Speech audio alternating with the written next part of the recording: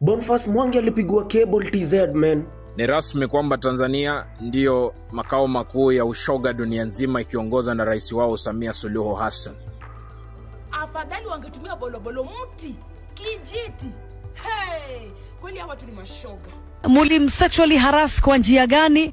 Kuingiza vitu katika sehemu ya nyuma na mnamdhulumu kingono na mnamwambia aseme asante Samia. Asante Samia. Wakenya wazidi kutoa hisia zao kuhusiana na maafa ama unyama ambao alioweza kufanyiwa Boniface Mwangi wakiwa na Agatha kule Tanzania.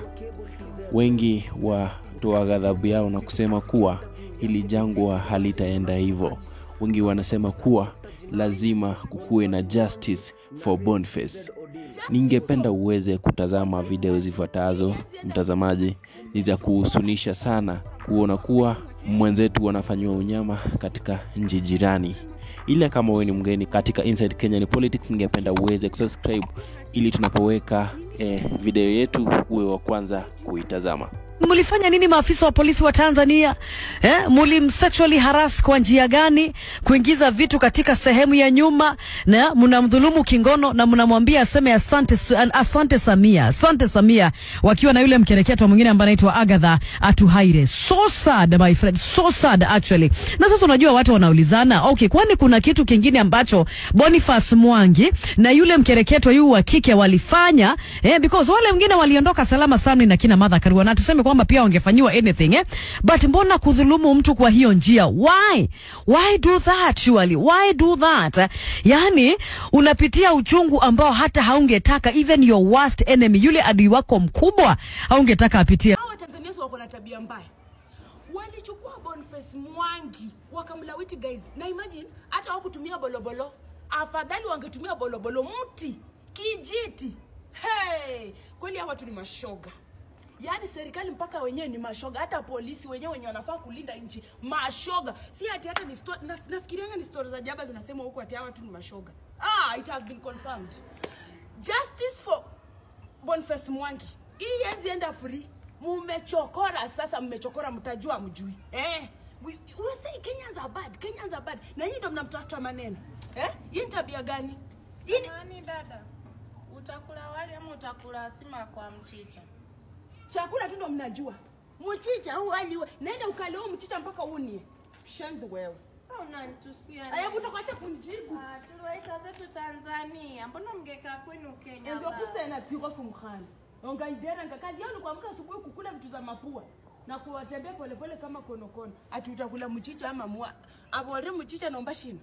Au watu wakuja, in fact Tanzanians, kujeni mchukue waganga wenyu wamejaa huku, wamejaza makaratasi kwa miti kama nipiki ya waganga. Waende Tanzania na watu wa madawa kila mahali. Utakunywa dawa. Hatuna wagonjwa huku. Kujeni mchukue wasoma wa Maasai wenyu, muende kwenyu na madawa zenu.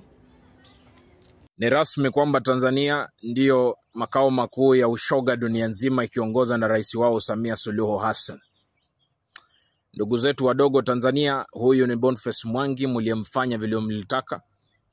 Polisi wenu wanaovaa kama scouts wa Kenya walimlawiti Boniface Mwangi. Walipaka mafuta kwenye mikono, mafuta ambayo Diamond aliwaletea kutoka kwa P. Wakamuingiza kwenye mkundu wakimwambia sema unasikia utamu, sema asante Samia Suluhu Hassan. Nakubaliana na Omar Said alivyosema kwamba Tanzania inashinda Kenya na vitu vingi. Nimekubali kwamba ushoga ndio kitu ya kwanza. Nimekubali. And let me tell you, there is an African proverb that says, no matter how far a man can urinate, the last drop will always end between his feet. So I believe mumeenda shule kidogo. You can understand that. It's self-explanatory. To the United Nations Human Rights Commission, this is our very own son, seeking and crying for justice. We all know justice delayed is justice denied. Please come to his rescue because his heart is bleeding, his heart is heavy, his heart and is sick. He has gone through hell in the hand of Tanzanian police who sodomized him. Boniface Mwangi is sick. To the Kenyan Human Rights Commission, Tanzania Human Rights Commission, there is an African proverb that says, There's so many creatures that cry at the river, but it takes a man who lives at the riverbank to identify that this is the tears of a crocodile. We can see tears in his eyes. We can tell that this guy went through a lot. We can tell that Boniface Mwangi is going through hell. Please do something. Don't wait until he dies. Don't wait until what happens. Then that's the day you will pretend as if you care. You want to seek for justice for him. He will hound you in his burial. Please come to his rescue. To the Tanzanians, you have touched the tiger's tail. And we cannot say whatever we are going to take or whatever action we are going to take. This is so shameful. This is so embarrassing to the Tanzanian police and to the world. You have just shown us that you are a disgrace. But it's okay. We cannot tell our next action. But I can also say, I'm hurt. This one is beyond discussion. This one is beyond imagination. This one is beyond whatever we thought it will happen.